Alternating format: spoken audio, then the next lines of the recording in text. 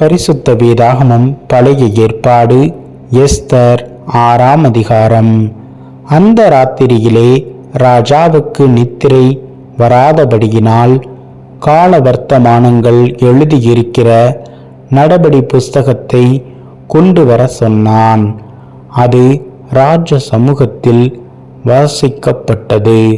அப்பொழுது வாசற்காவல்காரரில் ராஜாவின் 2 பிரதானிகளாகிய பிக்தானாவும் தேரேசும் ராஜாவாகிய ஆகஸ்வேருவின் மேல் கை போட பார்த்த செய்தியை மொர்தெகாய் அறிவித்தான் என்று எழுதியிருக்கிறது வாசிக்கப்பட்டது. அப்பொழுது ராஜா இதற்காக மொர்தெகாய்க்கு கனமும் மேன்மையும் செய்யப்பட்டதா என்று கேட்டான். அதற்கு ராஜாவை சேவிக்கிற ஊழியக்காரர் அவனுக்கு ஒன்றும் செய்யப்படவில்லை என்று சொன்னார்கள். ஆமான் தான் செய்த தூக்கு மரத்திலே மொர்தெகாயை தூக்கி போட வேண்டும் என்று ராஜாவினிடத்தில் பேசும்படி ராஜ அரண்மனையின் வெளிமுற்றத்திலே வந்திருந்தான். அப்பொழுது ராஜா, முற்றத்தில் இருக்கிறது யார் என்று கேட்டான். ராஜாவின் ஊழியக்காரர் அவனை நோக்கி, இதோ ஆமான் முற்றத்திலே நிற்கிறான் என்றார்கள். ராஜா, அவன் உள்ளே வரட்டும் என்றான். ஆமான் உள்ளே வந்தபோது ராஜா அவனை நோக்கி, ராஜா கனம் பண்ண விரும்புகிற மனுஷனுக்கு என்ன செய்யப்பட வேண்டும் என்று கேட்டான்.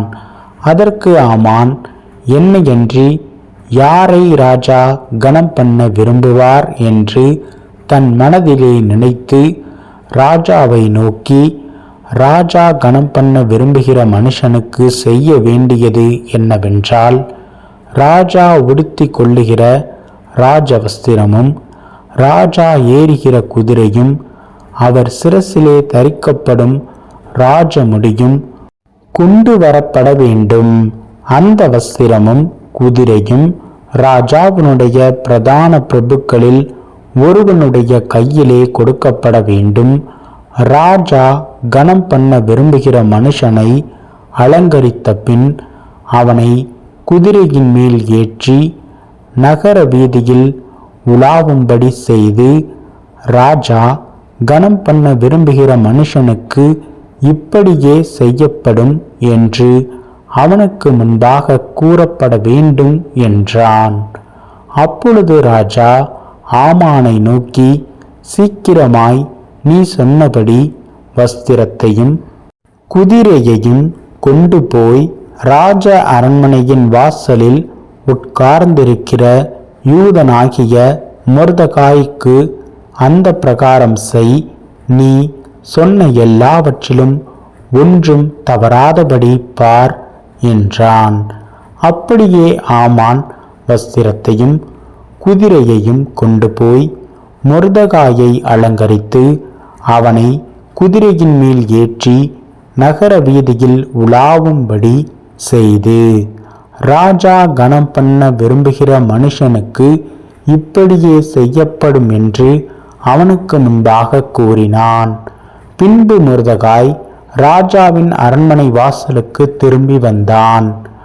ஆமானோவென்றால் சஞ்சலப்பட்டு முக்காடிட்டு கொண்டு தன் வீட்டுக்கு தீ விரித்து போனான்.